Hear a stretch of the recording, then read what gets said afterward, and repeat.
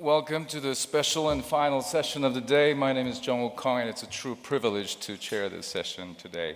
And we decided to adopt the language of English, if you don't mind, because we do have foreign guests here.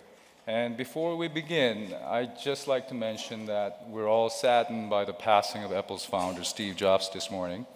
I've been using Apple products since 1990, and his life has touched the lives of many with his passion and vision. And I think it's proper for us to take a moment of silence, if you please, and our hearts go out to his family and friends.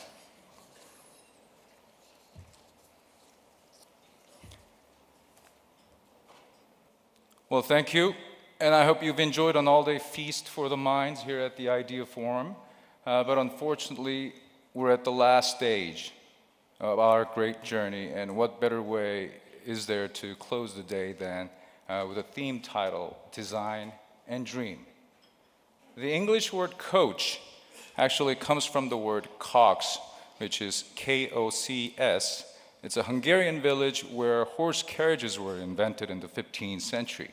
So coaches then carried passengers to destination. Coach now is a person who actually helps guide a player to get to his destiny. Also, the Greek hero Odysseus, when he actually had to join the Trojan War, he took his son Telemachus under the care of his friend as a friend, father, and advisor, and that friend's name was Mentor. And I'm delighted to see so many young aspiring professionals and students here in the audience. These talented individuals, ambitious and driven, what they probably need right now is a coach who can help guide them in the right direction, and a mentor who aspires them to maximize their potential. So I've asked two of our design gurus today to be your mentors and coaches just for this hour, and I'm glad that they've agreed to it. So let us begin without further ado. Now let me introduce my first speaker, and this mentor has been introduced before. But when I was in college, one of my friends actually told me there are cars in this world, and there are BMWs. And it took me another 10 years of hard work to experience my first BMW and realize what he had meant. And he's a legend in automobile design. And having worked at Adam Opel and Fiat, he's joined BMW as chief of design in 1992 and reinvented BMW's flagship 7 Series by deconstructing the straight line forms and reinventing curves. And the result was not only an astounding success for BMW, but also a design revolution to which all car makers around the world had to adapt. So please welcome Mr. 크리스뱅글 again.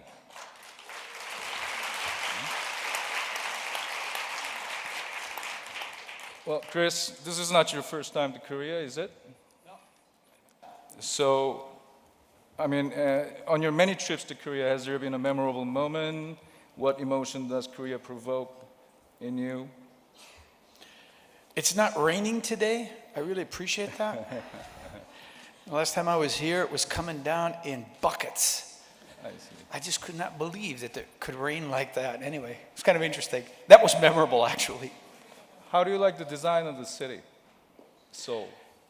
I still have to learn it. When I was first here many years ago, when I was with BMW, I thought it's a very American-feeling city because of the distances of the sidewalks to the main streets, to the building setback, the way that the lanes were set up, where the stoplights were, things like that. It had a real American feel about it. For me, very easy to get into. Every subsequent trip I've been here, I've been deeper and deeper away from that experience and more into something actually quite unique. So I'm learning. Although Korea and the city of Seoul have paid a lot of attention to redesigning the city, I guess that hasn't really struck you as being a uniquely designed, the metropolis of city. Well, there's some things that you'd love to have better, traffic-wise and things like that. But I think I need about 100 more trips here. Well, thank you. Let's talk more in a bit. Let me just introduce our second mentor before we go on any further. Bill Gates once described the iRiver MP3 as the symbol heralding the advent of the digital lifestyle in the 21st century. And this gentleman, with his industrial design, has won gold, silver, and bronze awards in the Industrial Designers Excellence Awards, which is the most prestigious award in design. And in addition to being a trend-setting innovator and design guru, he has tried so hard to share his knowledge and wisdom with the rest of the world, and especially with the younger communities of Korea, by writing passionately. And I'm a big fan of his. Please welcome again, Mr. Young-se Kim.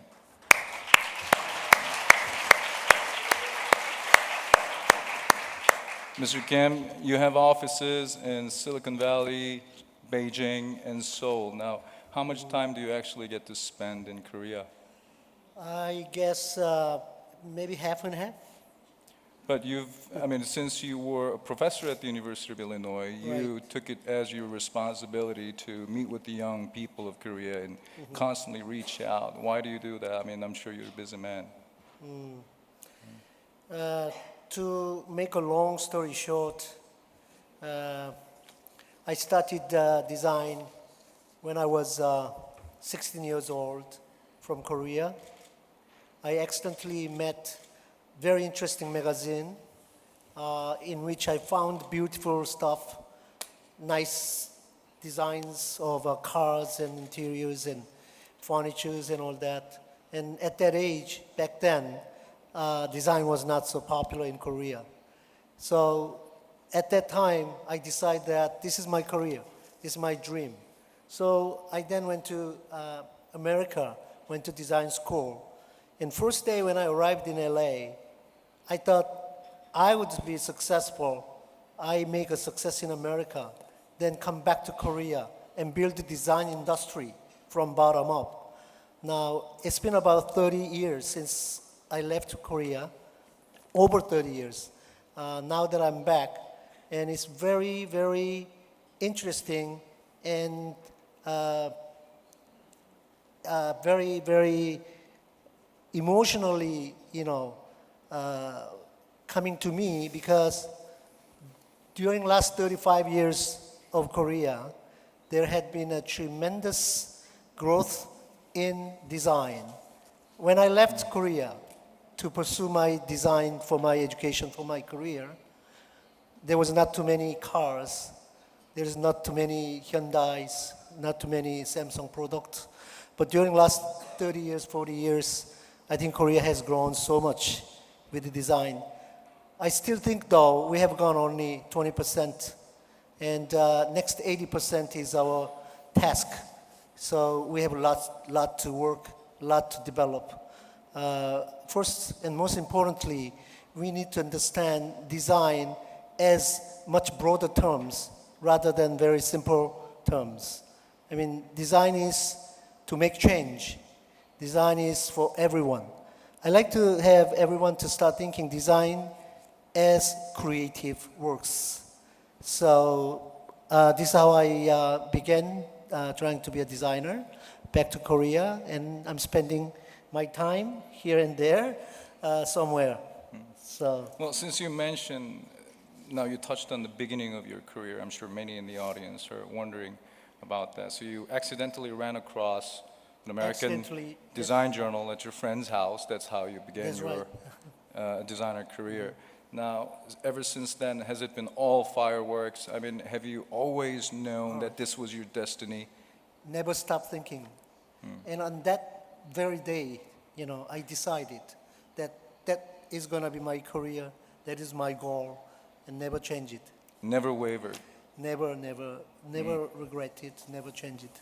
All right, well, what about you, Chris? I mean, you said you were inspired by Kenneth Clark's book, The Nude.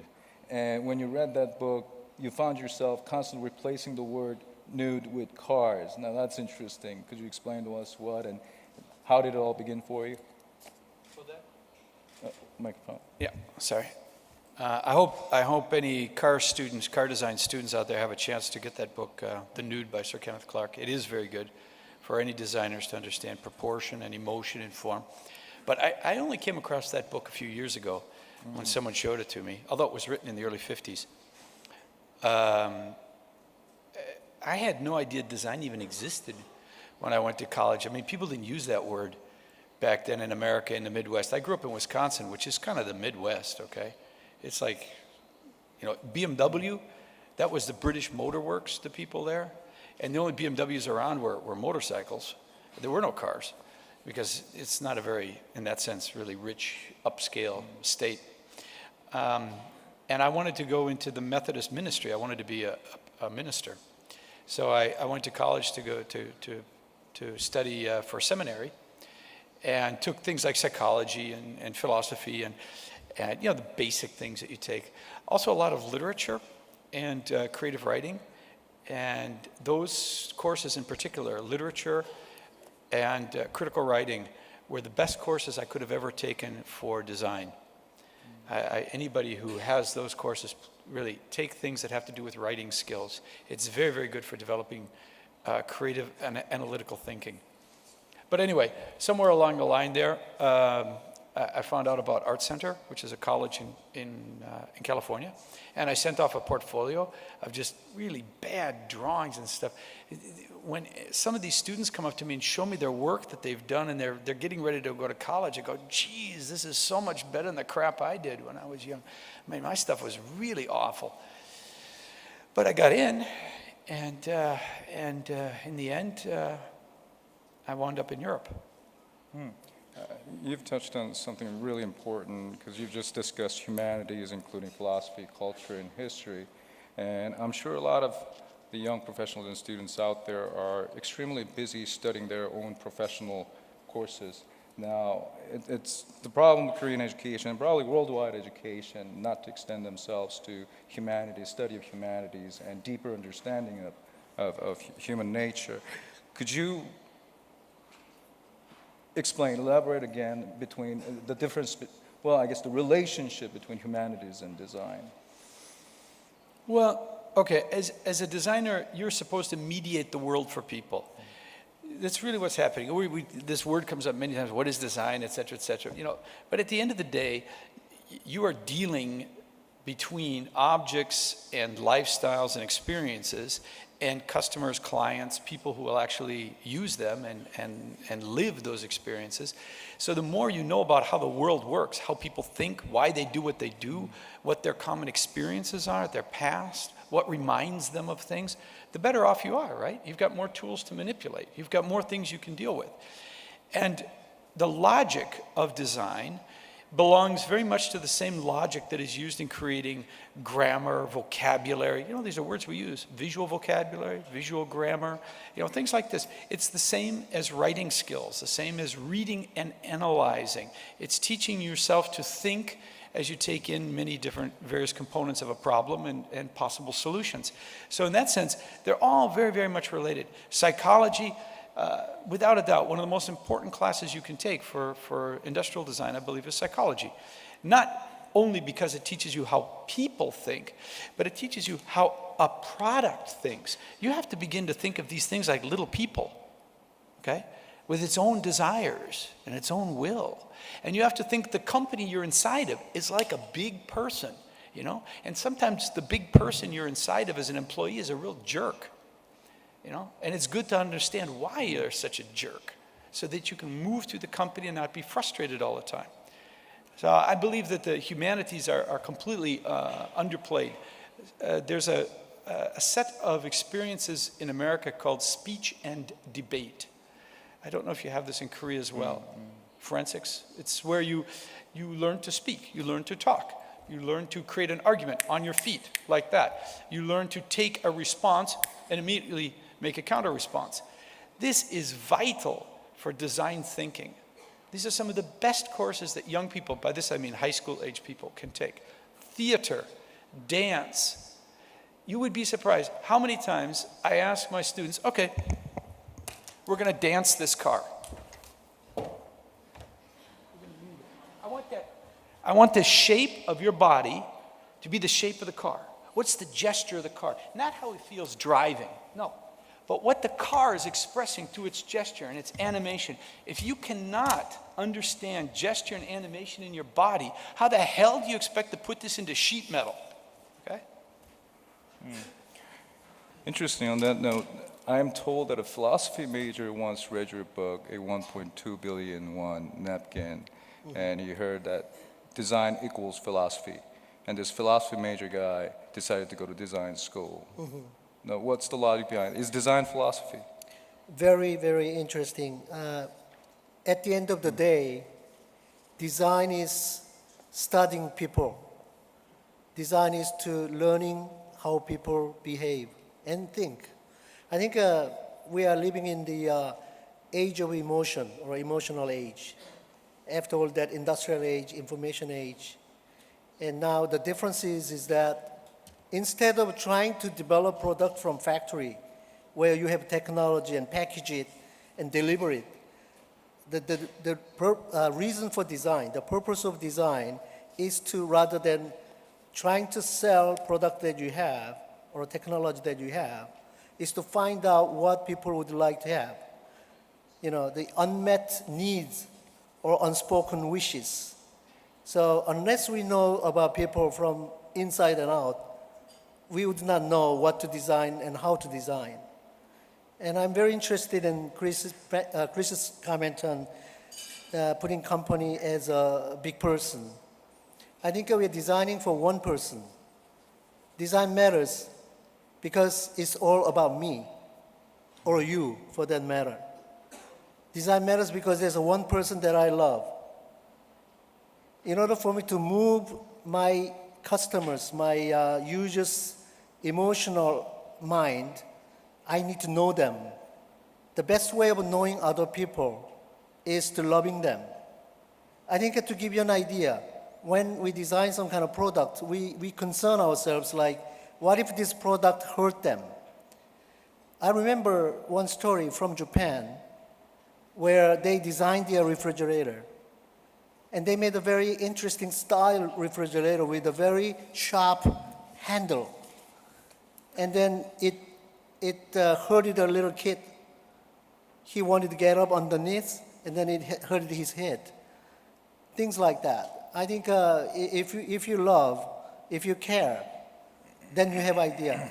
You are in their shoes, learning what they want, and that inspires you and us to create. So design matters because it's all about you or me, and the design is to learn about how people think and behave and learn. So I think obviously we all agree this is going to become more and more important as we go on to this new age, new digital world, new social network services type of trend, because we need to know what people think, and we need to learn how to capture that, how to create from the result or feedback that you get from. So design education now should start a little differently. Rather than teaching students, of course, drawing and all the visual thinking and everything's very important. But we need to learn more about how people wish and think and what we can do, for them. And that's a fundamental design philosophy that I think is very important. You once wrote on the first page of your book, and let me paraphrase, the 3 keywords in my designs are lifestyle, culture, and space. Humans are at the center, and love is what connects them all. It's a beautiful statement, but a little abstract. I am impressed that you remember this. Right. So it means that Congressman Mr. Hong at least read first page of my book. And I'm very impressed. What I said in the book, 나의 디자인 키워드는 생활과 문화와 공간이다 이렇게 했어요. 3 keywords of my design is space and culture and lifestyle. Then I said, in there are people. 그 속에 사람이 있다. 그리고 what is connecting 사람 to 사람 is 사랑이다. 이건 한국말로 해도 맛이 있어요. 그죠? 사람의 미음자를 많이 달코달게 예쁘게 동그랗게 만들어 보세요. 그럼 무슨 말이 되죠? 사람의 미음자를 동그라미로. 그러면 사랑이 되죠. 그죠? 그래서 사람과 사람을 연결하는 고리는 사랑이다. Design is loving others. 디자인은 사랑으로 출발하는 것이다. 그런 얘기 책에 있었죠. 기억해줘서 고맙습니다. 감사합니다. 우리말로 이렇게 답변을 하시면 제가 영어로 다시 묻기가 굉장히 뻘쭘해집니다. 그래서 이렇게 왔다 갔다 하면은 사실은 제일 곤혹스러운 분이 여기 통역하시는 분일 줄 알고 있습니다. 자, 어쨌든 okay, let me switch back to English. Based on that philosophy, Right. what differentiates your designs? What's the most distinct characteristic of your designs? I think that my design comes from just nowhere or everywhere. I really am interested in inventing and creating something new. And lots of those come from just normal day living in and out. You know, I watch people. I think the curiosity that I have is many times a trigger in many ideas. So when I see people doing whatever that they are doing, I am interested in learning about what they're doing, and that inspires me and excites me enough to grab a paper and start sketching. And for example, when I was traveling in the airplane many years ago, I noticed a little kid in front of my seat was playing the little, computer game on a little computer game devices. And I kind of realized that normally phone back then, about 10 years ago, 7, 8, 10 years ago, didn't have very, functional game functional devices then. What I did was I designed a little device that you can attach to phone so that you can create a phone and make a game machine out of it, for example. When I walk around, I've noticed some people who is carrying not very elegant looking MP3 players. And I thought the person who was walking by really deserves much better looking one. So I decided to sketch and design something that you can wear like a necklace and which has a sound that comes out of. So a lot of design really comes from everyday living and by accident. But then, it happens sometimes, it doesn't happen sometimes. But most time it happens, I think it comes out of my own curiosity as well desperation. Sometimes I want to do something, and then when I'm very bored with something, to help myself get more excited, then I begin sketching and thinking. So my way of designing is just using napkins, whatever that I can have my hands on, and starting sketching and creating. So that's how I design. Thank you. Well, let me throw that question at you as well. I mean, you mentioned this afternoon the most important part of design that you consider to be is problem solving, the why and how and what. I'm sure everyone understood that, but based on that notion, what differentiates your design to be the world's finest? What makes it different, you think? I like to think that the approach that my team and I take, and I always say my team because as a singular entity designer, I haven't been that for many, many years. I've always been involved in teams. And I think it's important that you understand you will be part of teams and you're responsible for that too, I hope. But it's always, I think one aspect of the work that I've tried to encourage is to take things to a meta level which is a little bit higher than where everybody else is working at, and understand if we can describe the issues at stake, the problems, the way to solve it, at a much higher meta level, whether that's a higher level in terms of why, how, what, or a meta level in terms of are we dealing with physicality, or are we dealing with personality, or are we dealing with a metaphor for something that's happening at both those levels? So sometimes when something stands out a little bit far, for instance, in the BMW days, there was a car done called the Z4, which you might know was it was a nice roadster, but it was done with extreme line work and an extreme push-pull of surfaces in, out, like this. And that was developed out of an enormous amount of research that I was pushing on just what is a surface. What is a surface? so that we weren't talking in terms of geometrical planes anymore. We were beginning to talk in terms of how concave convexes worked emotionally with one another. And eventually we could extract it away from the volume of the car itself. The sketch that I did for you years ago, the girl, okay, never get away from drawing girls, I guess, was exactly that. The woman is beautiful. The woman in a dress is even more interesting.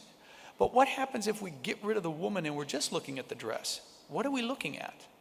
How can we discuss it? So it's a meta level discussion that we like to have, I like to have with the products and the things we work on. And hopefully out of that there comes a different type of significance for the people who use it and enjoy it at the end. Now, in my experience, a popular politician isn't necessarily always a good politician. Now, is a good design always a popular design? What is a good design? Does it automatically make it popular? Or what does it mean to have a popular design? Well, there's people who say good design is what sells. End of the story. Done. There are other people who say good design is what works. End of the story. Done. I would say that the actual customer acceptance is based on a lot of factors, including things that are totally out of control of the designer. You know, you do some great thing and they put a price tag on it that nobody can touch. Oops. Of course, if the price tag was your fault because you as a designer specified something so difficult the price went up, well, it comes back to you again.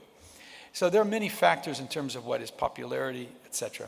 There are geographical ones. Parts of the world are more advanced than other parts.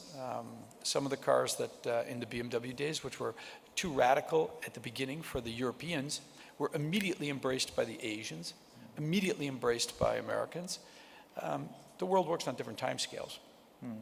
Generally, when people ask me about good design, I like to say it's the sum of three factors. One factor is, of course, the functional factor. I mean, if it doesn't work, it's hard to say it's a good design. So there's that axis. The other axis is one of craftsmanship, really how it comes together. I think the wonderful thing, the legacy that Steve Jobs has left us, among other things, is a legacy of craftsmanship at a very high end in what is basically mass products. But the third axis, and perhaps this is another one of Jobs' legacies as well, how well he did this, was the third axis is one of the story that the product is telling you. What is the level of complexity of what it is communicating to you? How sophisticated is that? And the sum of these three gives you the idea of how good it is. And I just want to say one word about what a story means. If you think about a relative connected or disconnected set of statements, at the very lowest level, you have disconnected statements that somehow you can interpret.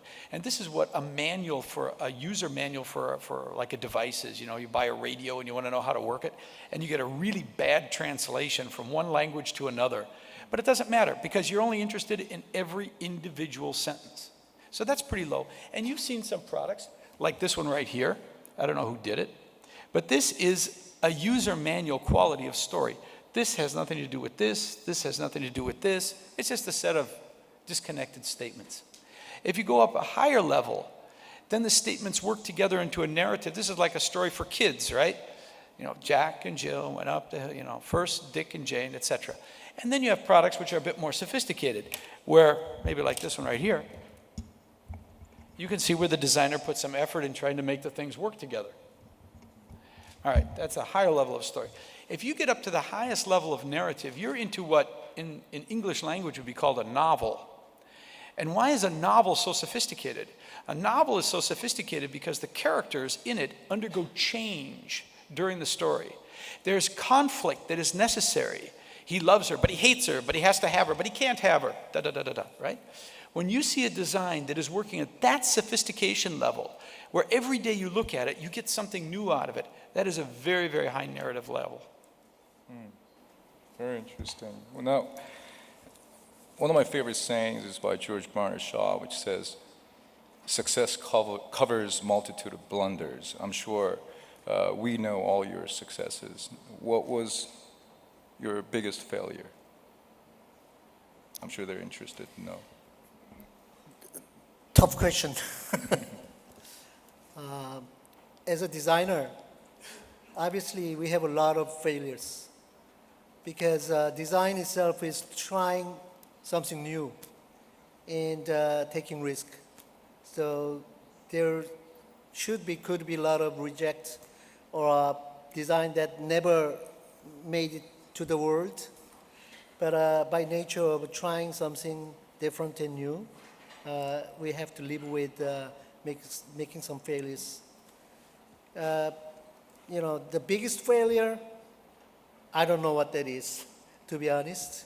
I never want to try to figure out what the biggest failure, worst case, because it's all in the past.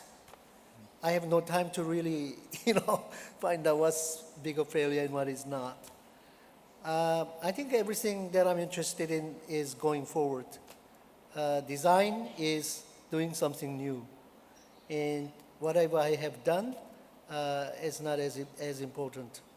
But I have to live with lots of failures. A lot of sketches I do, I can feel free to do it because I know it's okay. We are not going to make everything that we design. So it's going to be a lot of trial error type of thing. But I was hoping, though, that Congressman Hong would ask me the same question that he asked Chris in asking what is good design. I was sort Please. of, I was sort of thinking What is a about, good design and what's a popular design? Yeah, I think I have also three elements that I've been thinking is very important. 한국말로 하면 보기 좋고 쓰기 좋고 만들기 쉬운 것. The reason why is that it has to look good to me, but it has to work for me functionally, and the most importantly, it has to be easy to manufacture, easy to make. That way, a lot of people can enjoy my design. I mean, the more people use it, obviously the cost of building the product goes down. That's what mass production is all about. The product that is really, really successful, the price is not very high. I think we have to design without putting too many functions in it. Sometimes we over-design, over-engineer. So we always have to make sure the design is going to be something that it is easier, makes sense, or logical to build as well. So that three is my requirement for good design. And also, there are three more. That is like some design that it has to have meaning. So three elements would be meaningful and different and entertaining. Some design that is fun, some design that has meaning, and then also that is really different. Because the reason for designing is to make difference. So if I have done something that is somebody else's design, that is not as exciting. So trying to find something new constantly and obviously all the time is my job and my work. Well, there are hundreds of questions now being posted on Twitter, so that means we have to finalize our discussion. But I do want to ask you one thing before we go, is that you've been concerned a lot about the status of the Korean design industry, that while you encourage all the young professionals to work in this industry, you do see a lot of problems associated with it. Now, could you briefly explain to us what the problem is? Because it's an entirely different subject in itself. This is a pretty difficult question to answer and very political question to answer. I like to answer this in Korean. 제가 생각하기에는요. I hope it's not going to confuse you. I don't think it will. 한국 디자인 역사 너무 짧은 것 같아요. 오늘 낮에 여기 계셨던 분들이 좀 계셨는지 모르겠지만, 저는 오늘 낮에 프레젠터들의 이야기들을 들으면서 솔직한 심정은, 느낌은 아직도 테이스트가 다르구나. The look and feel, the message, some cultural difference from Western design, from Korean design. I mean, I don't want to be very picky about who said what against what. But 그런 느낌이 확 들어요. 그래서 I went back and think about it a little bit because 고민이 돼서 생각을 좀 해봤더니 we have to admit that the history of design in Korea is rather very short. 30년, 40년 전 굉장히 짧은 것 같습니다. 물론 코리아 전통적으로는 뭐 아티스틱한 일들, 컬처럴한 일들, 크리에이티브한 일들이 수천 년 역사가 있다고 하지만 the modern term of design 굉장히 리미티드 된 것 같아서 아직은 상당히 힘든 것 같아요. 질문 주신 거는 뭐 한국의 디자이너들의 그 미래 또는 디자인 인더스트리의 미래 이런 것에 대해서 제가 걱정을 많이 한다라는 걸 지적을 해 주셨는데 사실상 굉장히 인정합니다. 왜냐하면은 인더스트리얼 디자인 또는 디자인 이런 에리아들이 굉장히 붐이 되고 있어요. 이야기들이 많이 나오고 있어요. 신문에 많이 나오고 있고 TV에도 많이 나오고 강연 컨퍼런스 뭐 많죠. 근데 실제로 디자인의 그 비즈니스 디자인 산업 자체는 아직도 굉장히 리미티드 돼 있는 것 같아요. 그래서 그게 딜레마인 것 같고 우리한테는 굉장히 주어진 하나의 그 어려운 태스크인데 그 문제를 인정하면서 그의 솔루션을 하나 말씀드린다면은 그 디자인이라는 것을 너무나 옛날식의 생각을 하지 말고 모든 것을 크리에이트하는 것을 다 디자인이라고 보자. 있는 일을 맡아서 하는 것만 디자인이라고 보지 말고 나의 아이디어가 있으면 그야말로 실리콘밸리의 그러한 그 컬처처럼 조그만 아이디어 하나 있어도 그걸 가지고 벤처 캐피탈을 찾아가고 그 아이디어를 설득을 해가지고 펀딩을 해서 리스크 테이킹을 해서 비즈니스로 만들어내고 그럴 수 있는 것들이 모두가 디자인 인더스트리를 키울 수 있는 길이다. 아직까지는 spoon-fed kind of industry라고 봐요. 왜냐하면은 client has to pay for it. Otherwise designers have no way to go. 그러면서 계속 디자이너들은 학교에서 배출을 하는데 안타깝다 이거죠. 그러니까 디자이너들이 모두가 그러한 엔트레프레너가 되어야 된다는 이야기는 아니지만 디자이너들의 비전을 더욱 꿈을 더욱 키워가지고 주어진 일을 해주는 일만이 디자인이 아니다. I create it from scratch. Design first. 디자인을 먼저 한다. 그 다음에 비즈니스를 찾는다. 그래서 더 리턴 온 인베스트먼트가 휴지하게 될 수 있다. 이런 지금 실리콘밸리에 제가 있고 거기서 회사를 창업을 했지만 그러한 무슨 이런 컬처가 한국에도 들어오고 그래서 디자인 인더스트리 자체가 디자이너들이 만들어낼 수 있는 그 턱걸이 수준에 와 있다 정도 보고 있죠. 만약에 그런 모멘텀이 안 생긴다면 지금 우리 걱정하시던 그러한 그 딜레마가 디자인 토크는 많이 하지만 실질적으로 실속은 별로 없지 않느냐 하는 여러분들의 컨선은 지속될 것 같은 염려가 돼서 이러한 토론을 통해서 그러한 그 창업의 분위기까지도 나올 수 있다면 좋을 것 같습니다. 좋은 말씀이십니다.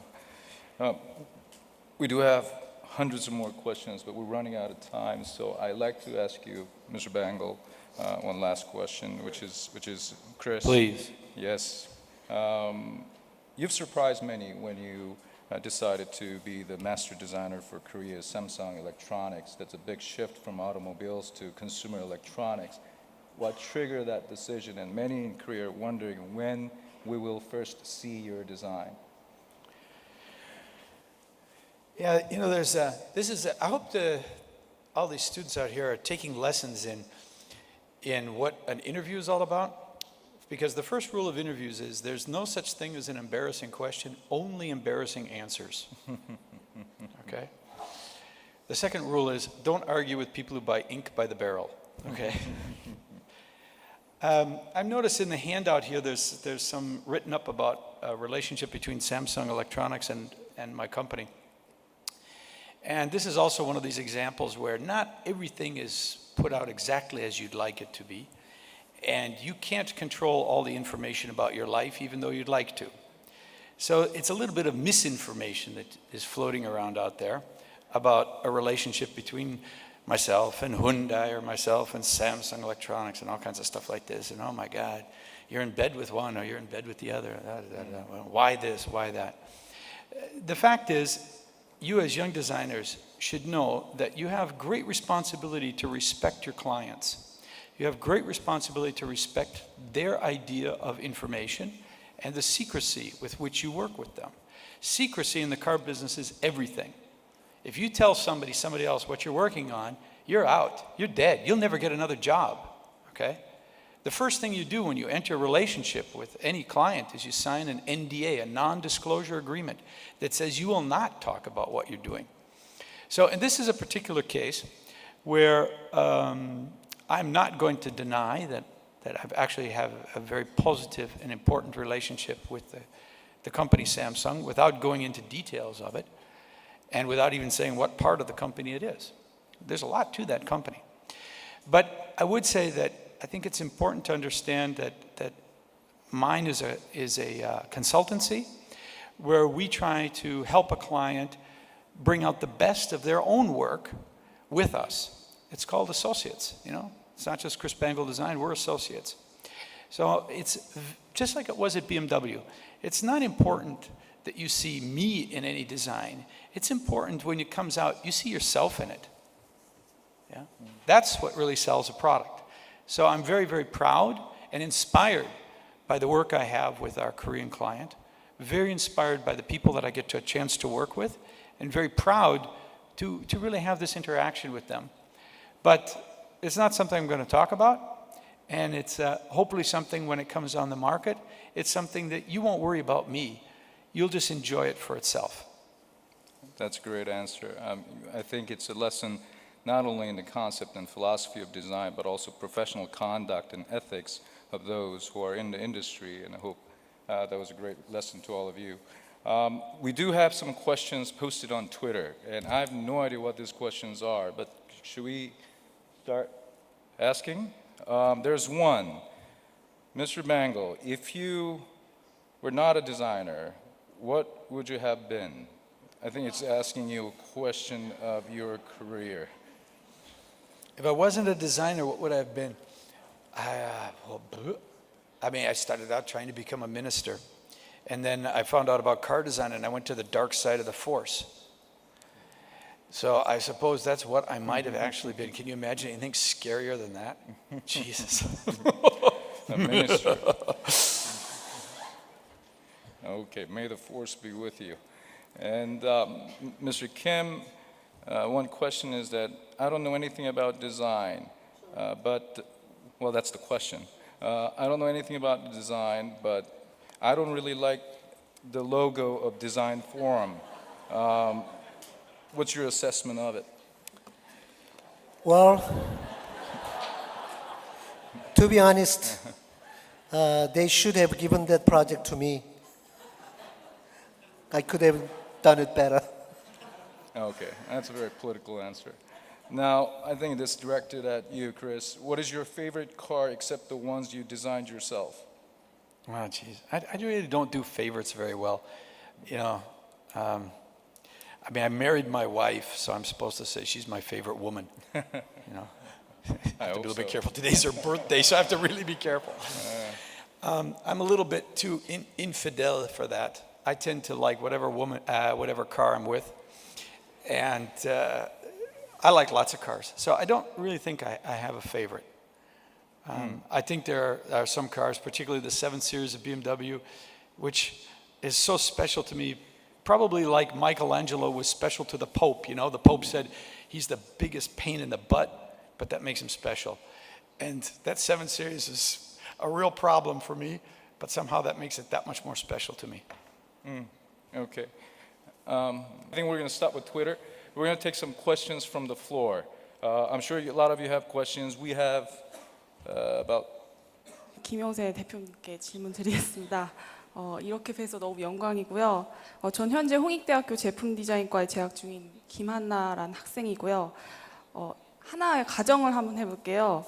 그 대표님이 디자인을 잘할 수 있는 어떤 이상적인 공간을 디자인을 해야 할 상황이 주어진다면 이 공간에 갖춰야 할 필수적인 요소는 무엇이라고 생각하십니까?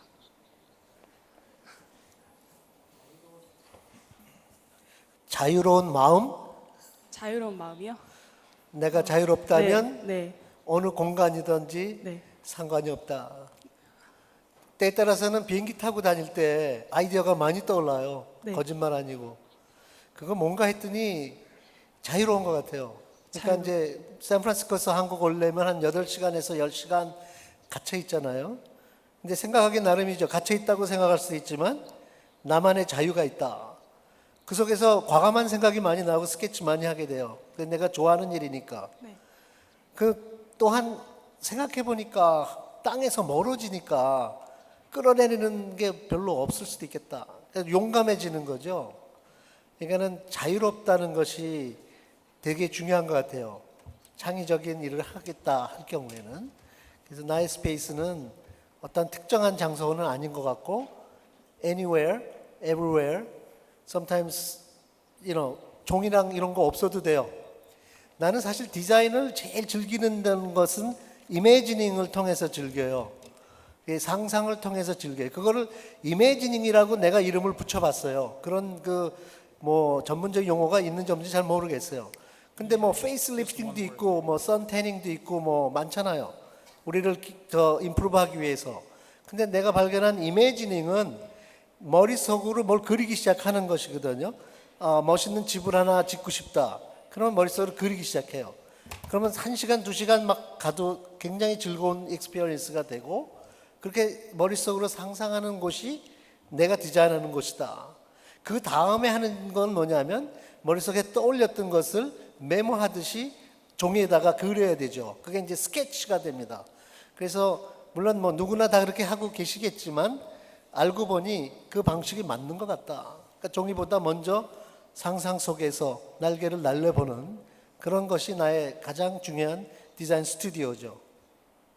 Unfortunately, I think that's all the time we have. I'm going to give Chris a microphone. Would you like to share your last word with the Korean audience? Thanks. Thank you. It's really cool to be here, really. And afterwards, when we walk out the door, we've got some time to talk to these guys. Is that okay? Sure, although we All right. do have to go out for dinner. Okay. Anyway, I'll do my best to be here. Can I just, really quick question. Just put up your hands if you're interested in car design. Anybody out there? 1, 2, 3, a few of you, okay? All right, I just want to address those people in the audience who are kind of interested, thinking about going into car design. All right. Car design is different.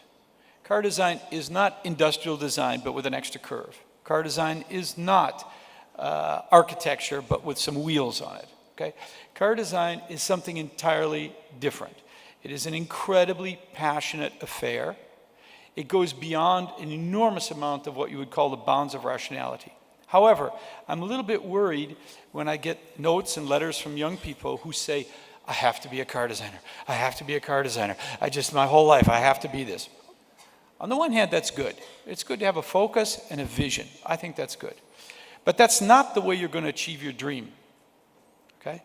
That's not the way you're going to achieve your dream. You have to work hard, put in all your hours. I'll just give you as an example, to learn how to play the piano with classic music, okay? Draw cars, whatever, right? But only when you've gone to a certain point where you can begin to let go, you can begin to release that need to do this car, I have to need to do this car. Only when you can release from that will you begin to do cars good enough to get into the industry. So go through an intensive process, keep your focus, keep your vision, but know that your real achievement comes when you're good enough, you feel comfortable enough with just getting those wheels out of your system. You've done your 10,000th wheel. You can do this. And now begin to let go. And at that point, that's when all those other courses you took in humanities, in science, in religion, in dance, in theater, that's when those will begin to come through you, and you will begin to do cars which are at a much, much higher level than you ever did before.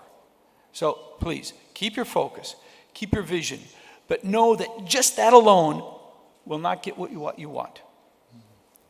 Well, that's inspiring. Well, I hope that today's discussion has been as inspiring to you as it has been to me, and to the two mentors and coaches who've taken extra time to share with you their experience and knowledge. Please give them a big round of applause for the two men.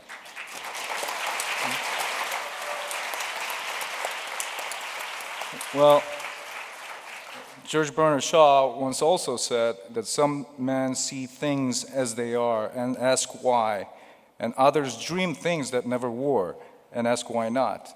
And I think that defiance, that sense of willingness to explore the uncharted, lies at the core of immortal designs. After all, an idea that is not dangerous may not be an idea at all. So we all look to you to design our children's future, and your dreams and inspirations will fundamentally reshape how we live and where we live. So please get out there and start redesigning the world. And thank you, and see you next year.